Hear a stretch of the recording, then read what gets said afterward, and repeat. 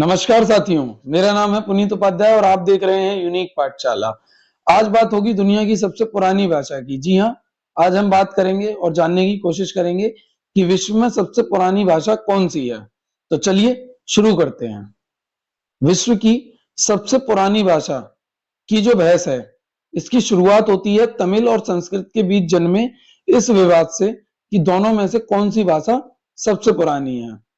पूरे विश्व में किसी भी भाषा के जो सबसे पुराने लिखित प्रमाण मिलते हैं वो सुमेरियन और इजिप्शियन भाषा के हैं, करीब 5500 साल पुराने। अब हम कुछ तथ्यों को आपके सामने रखेंगे और आप खुद तय कीजिए कि कौन सी भाषा जो है वो है सबसे पुरानी। चलिए चलते हैं तथ्यों की तरफ और जानते हैं उन तथ्यों को। सबसे पहले बात तमिल भाषा की। किसकी? तमिल की। अब अगर मैं मोदी जी के अनुसार कहूं तो तमिल ही विश्व की सबसे प्राचीन भाषा है।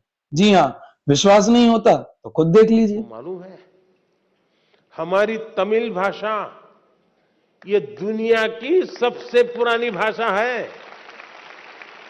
पूरी दुनिया की। खैर, हम आते हैं अपने मुद्दे पर और बात करते हैं तमिल भाषा की। तमिल भाषा का जो रिकॉर्ड इतिहास है वो करीबन आज से 2300 साल पुराना हमें मिलता है। सबसे पुराना जो लिखित दस्तावेज है या लिखित रिकॉर्ड है तमिल भाषा का, वो 3री शताब्दी ईसा पूर्व का माना जाता है, जिसके बाद से अभी तक इस भाषा का लगातार विकास जारी है। और ये भाषा द्रविड़ भाषाओं में से ही एक है, जिसे मुख्य रूप से भारत के तमिलनाडु राज्य के साथ साथ श्रीलंका, सिंगापुर और मलेशिया जैसे देशों में भी बोला जाता है। तमिल साहित्य की परंपरा की बात करें तो इसको बेहद समृद्ध माना जाता है, जिसने भारतीय संस्कृति और साहित्य के विकास में काफी योगदान दिया है। ये दुनिया की सबसे पुरानी जीवित शास्त्रीय भाषाओं में से एक मानी जाती है। तमिल लिपि दुनिया की सबसे पुरानी और जटिल लेखन प्रणाली यानी राइटिंग सिस्टम में से एक है। इसमें वर्णों और प्रतीकों को बहुत ही अनोखे तरीके से सेट किया गया है। आज के समय में प्रतिदिन 1863 समाचार पत्र केवल तमिल भाषा में ही प्रकाशित होते हैं। वर्तमान समय में तमिल भाषा बोलने वाले लोगों की संख्या लगभग 7 करोड़ है। यह दुनिया की अकेली ऐसी भाषा है जिसके 5 एनसाइक्लोपीडिया हैं। इसके लिखित प्रमाण संस्कृत से भी पुराने हैं, लेकिन इस आधार पर यह कह देना कि इसके लिखित प्रमाण संस्कृत से भी पुराने हैं तो ये भाषा संस्कृत से प्राचीन मानी जाए, तो ऐसी बात बिल्कुल नहीं है। क्योंकि कोई भी भाषा पहले मौखिक रूप से ही चलन में आती है। पहले लोग उसमें बात करना, बोलना शुरू करते हैं, बाद में उसकी लिपि विकसित होने पर उसको लिखित में ले आते हैं। वैसे अपने यहाँ एक और भाषा है जिसको लिखित प्रमाण संस्कृत और तमिल से भी पुराने हैं। जी हाँ, अगर आप समझ पा रहे हैं तो मैं बात कर रहा हूँ सिंधु घाटी सभ्यता की, उस भाषा की यानी हड़प्पा वाली भाषा की, जिसे आज तक समझा नहीं जा सका है। कह सकते हैं कि अभी तक इसको पढ़ा नहीं गया है या डिकोड नहीं कर पाए हैं। क्या लिखा हुआ है इस लिपि में हम समझ नहीं पाए हैं अभी तक। कोई भी दुनिया में अभी तक इसको डिकोड नहीं कर पाया है। अब मैं आपसे बात करता हूँ संस्कृत भाषा की। एक तरफ आपने बात करी तमिल भाषा की, दूसरी तरफ है प्राचीन इंडो आर्यन भाषा संस्कृत। इसके जो सबसे पुराने लिखित प्रमाण हैं वो करीब 2000 साल पुराने हैं। संस्कृत के सबसे पुराने प्रमाणिक दस्तावेजों में वेदों को माना जाता है। वेद वो प्राचीन हिंदू ग्रंथ हैं जो करीब 3500 वर्ष पूर्व के बीच रचे गए थे, लेकिन इनका आदान प्रदान केवल मौखिक था। तो इनको लिखा कब गया?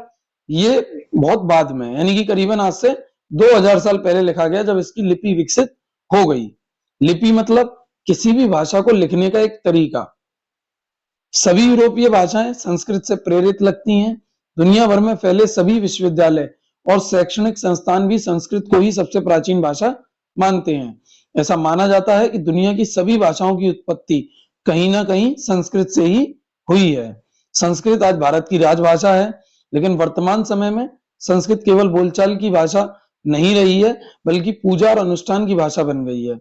हिंदू धर्म में किए जाने वाले सभी शुभ कार्य वेद मंत्रों द्वारा ही किए जाते हैं, जिनकी भाषा संस्कृत है।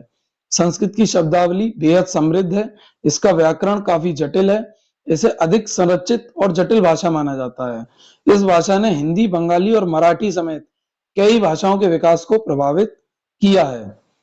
अंत में सवाल आखिर वहीं अटकता है कि सबसे पुरानी भाषा कौन सी है? तो जवाब है नहीं पता या बताया नहीं जा सकता। क्यों? क्योंकि किसी की भी प्रमाणिक दस्तावेज नहीं मिलते हैं। ज्यादातर भाषाओं का जो जन्म है वो मौखिक रूप में ही हुआ था पहले, बाद में लोग उसे बोलने लगे और जब उसकी लिपि विकसित हुई तब जाकर उस भाषा का व्याकरण और उसका साहित्य तैयार किया गया। तो हम कह सकते हैं कि कौन सी भाषा सबसे पुरानी है, इसका जवाब अभी नहीं दिया जा सकता। कुल मिलाकर तमिल और संस्कृत दोनों ही भाषाएं भारतीय परंपरा के विकास में एक अहम योगदान देती हैं। साथ ही इनका भारत की भाषाई विरासत की समृद्धि और विविधता में काफी विशेष योगदान है। दोनों ही भाषाएं समृद्ध इतिहास और अनोखी विशेषता वाली प्राचीन भाषाएं हैं। कहीं ना कहीं इन दोनों भाषाओं ने एक दूसरे को प्रभावित भी किया है। आज की वीडियो में इतना ही। मिलेंगे नई वीडियो में नए मुद्दे के साथ। धन्यवाद।